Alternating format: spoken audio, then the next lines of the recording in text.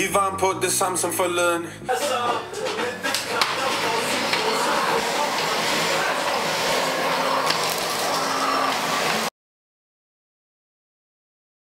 Anthropologists are not just learners. We are also rememberers. We talk to people, watch them and make notes, elaborating our notes later on the basis of our memories.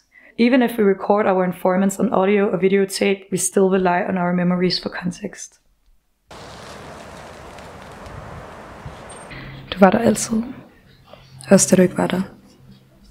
Du siger, at du ikke er klar, og ikke kan mærke det i maven. Men jeg mærker det i din mave. Din mave sendte til i min. Maverne skal nu støvsuges. Hvor er vandslugeren? Min hånd på bagsiden af mit hoved. Et blik, der har læst mine tanker før mig selv. Hvorfor er du bange? Min svar før din refleksion. Dine læber former ordene til et overtænkt rædselsscenarie.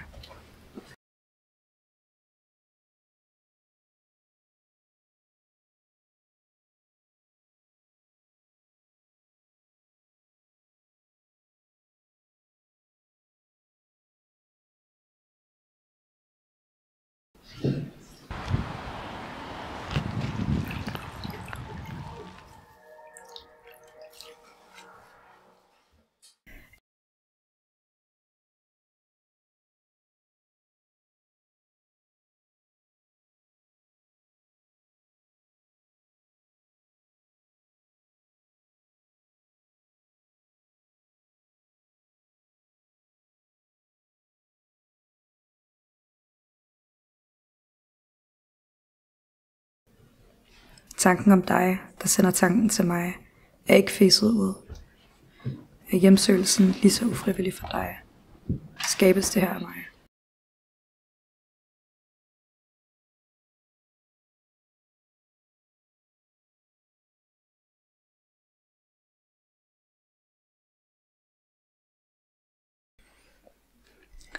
For begge vores vedkommende var det en rigtig dårlig beslutning. For begge vores vedkommende var det en rigtig dårlig beslutning.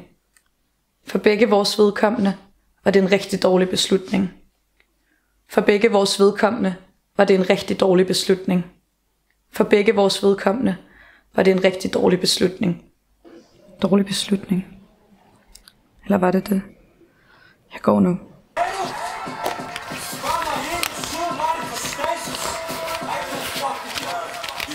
To ører, to øjne, en mund, der er en grund. Ikke snak mere, du ser, men du hører, hvor du dum.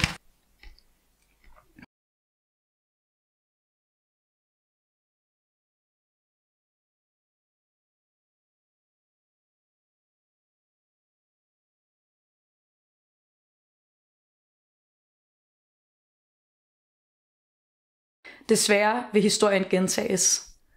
Den problematiske fortid og Jyttes krænker, der udspiller sig i den nyes utilnærmelighed. Han er så sød, men der er ikke den følelse, hvor vi bare kan kigge i hinandens øjne og blive så forblændet, at vi ikke kan fortsætte samtalen.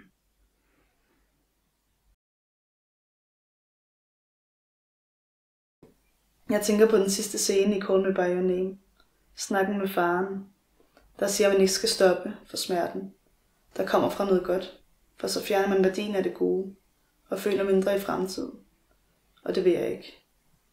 Jeg har hørt Me Duele af Bomba Estéreo. Hun synger Y me duele, me duele, me duele, me duele, me duele, me duele, hasta que no me duele más. Og det er egentlig sådan, jeg har det lige nu. Det føles godt. Bare at føle og mærke, at det gør lidt ondt, at det mærkes. Indtil det ikke mærkes mere. Og ikke gør ondt. Og så er det forbi. Begge tilstande er okay.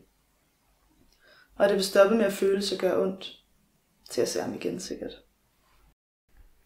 In many, even the majority of independent films, emotional violence is the prevalent form of social relations. Darkness and depression, the dominant mood, and happy endings are virtually non-existent.